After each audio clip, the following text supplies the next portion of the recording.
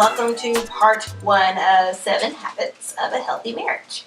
We're going to cover 2 today.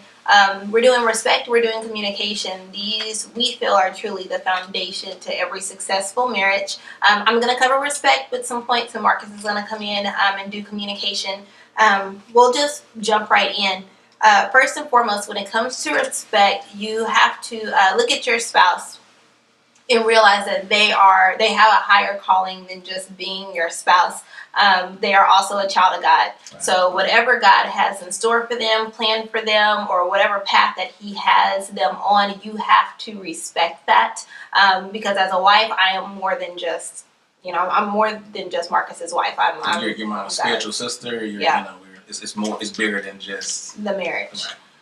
And then the wife, same thing for your husbands. If he's being called to do something, you have to respect that. Because if you try to prevent it, nothing's going to prevent it if God has it set up. And then you're just going to cause more disconnect and just drama in your marriage trying to fight it.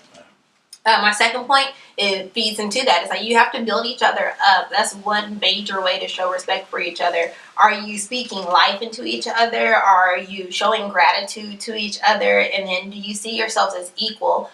There's some stuff that I don't ask Marcus to do because if I don't want to do it, I wouldn't ask him to do it, and vice versa. Right. So if I do ask him to do something, I don't have an issue doing it. I wouldn't mind doing it. I'm just asking him to do it. And then I try not to criticize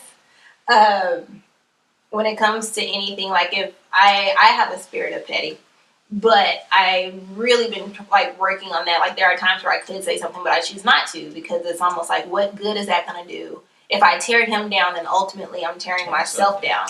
Right. And then in the next portion of it, as I'm speaking to our women, you have to put your life as your wife, as being a wife, before the motherhood. I struggle with this because, it was just me and Zay for a while. And, I was always feeding into him, but not realizing that I had a relationship with this man first before that one came along.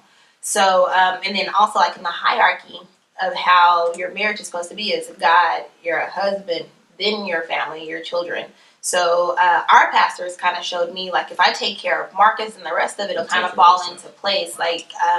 When I did start to adjust that, I noticed that he would just do more without me asking because I was feeding into him, which in turn flowed over into the rest of our relationship. And then my next part, which will actually lead into Marcus, is communication. It's one thing to just be oh, hey, how's your day? Okay, it's cool, and that's it. Me and Marcus literally talk all day long via text message while we're at work, whether it's about something or whether it's about nothing. But you have to be able to communicate with your spouse, whether it's irrelevant conversation and y'all are just bumping gums, or if it's something serious that needs to be talked about. You have to be able to talk to your spouse because if you're not talking to them, then somebody else is. Right. So that leads into mine, and everybody asks me all the time about what's the key thing in marriage that you can tell somebody, after being married for 2 years. I say communication, because like we said before, me and Kayla, we couldn't communicate with one another. So once we start working on the simple things, the simple communication, our relationship literally just blossomed, and we're able to communicate about funny stuff, whether it's serious stuff, anything. We're able to communicate on a whole new level than we ever had before. But there's really 4 types of communications that every relationship should have.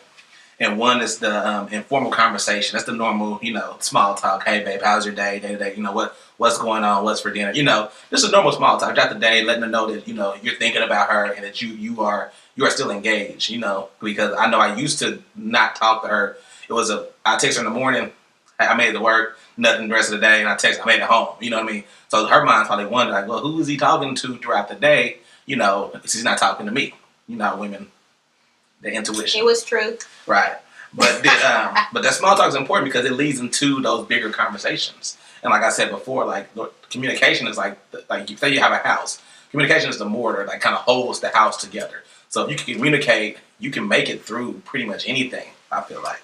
So the second type is administrative meetings. So this is more so like the daily routine, or I got a doctor's appointment, or Jay got something that you kind of, so you're all on the same page. So I feel like that's where a lot of people fall off on that too, because it's like, I mean, as the wife, you're so, get it done, get it done, get it done. Here's your schedule, and you leave your husband out of it, and he don't know what's going on. And he's like, well, why didn't you say anything? And that creates another breakdown in communication. Yeah, it just ensures that your family and your life operate smoothly. And also, it's during that time, it's like unrealistic to hash out every major and minor argument. So say she want to go with her girls to whatever, go to a movies with her girls, you know what I mean? But it's like, you don't need to argue about every single situation. Sometimes you got to be like, okay, that's cool. Thank you for letting me know where you're going to be. You know what I mean? It's just not going to be like, no, well, I'm not going to tell you where I'm going, but at least let them know where you're going. And I feel like that's the key ingredient to it. Because, I mean, you can have these like multiple times throughout the week. You know what I mean? People's schedules change, things happen, life happens, work happens. So, but as long as you communicate with her, like it makes it so much easier. So that leads into number 3, the challenging questions. These are like the ups and downs. I mean, it's even written in the Bible that troubles will come. I think it's 1 Corinthians 7:28. It's even marriages, like trouble will come.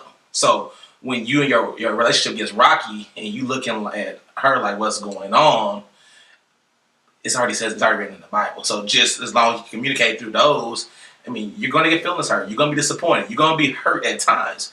But if you're able to talk through those, that's what makes you stronger. That's what made us strong. We're able to talk through our imperfections. I'll tell her what she wasn't giving me, or what I didn't like, or whatever. Yeah, it may broke her down and beat her up, but ultimately it made us stronger and it brought us closer together.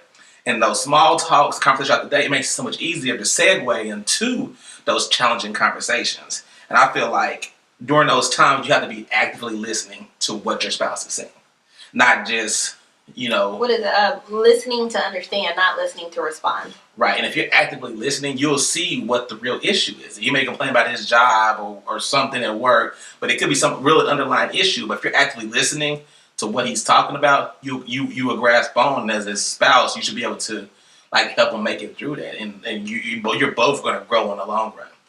And then the last one is the life-giving conversations.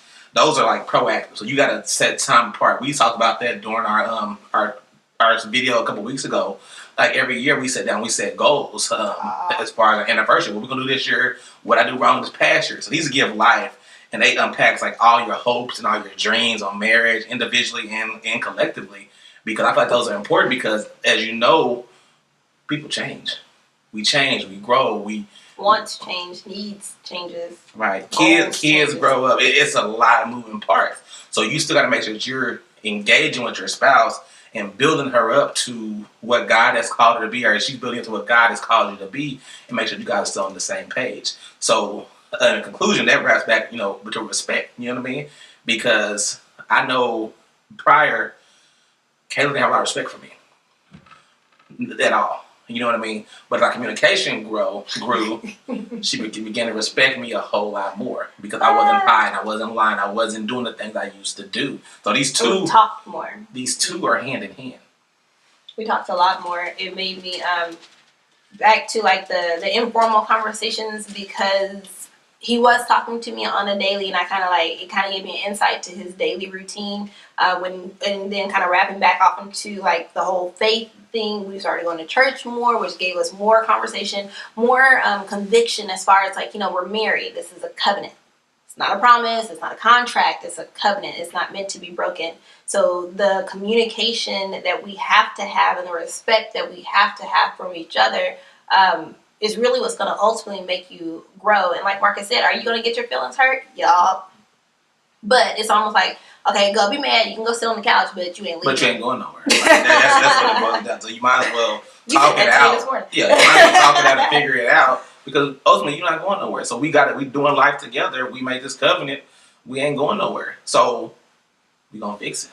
I mean, and even like, and don't break down. Don't break down your communication. Do not do the silent treatment. It does not work. It's one thing to be like, baby, I need a minute. I need to cool down. Then being like, oh, what? I ain't talking. Like, don't do that. We actually we have another episode of communication that kind of goes into that a little deeper. If you guys want to go back and watch that one. And that pretty much concludes the respect communication. If you want to get your points real quick.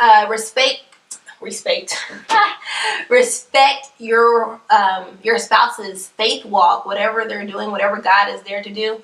Like, build them up on that. Build them up, like, as far as like, do not criticize. Show gratitude. Be an equal. He is the head of the household, but be equal in responsibilities. And then as a wife, like, make sure that, your wifehood comes before your motherhood. You were with this person before that happened, so you can't change it up on them. Because when the kids are gone, then what? And then last but not least, show respect by communicating. And then the types of communications are the informal communications, formal conversations, the administrative meetings, and then, the challenging questions as well. And the last one is the life-giving conversations. You have to speak life into your spouse. And that concludes part 1. We'll have part 2 next week. Thank you. Peace out.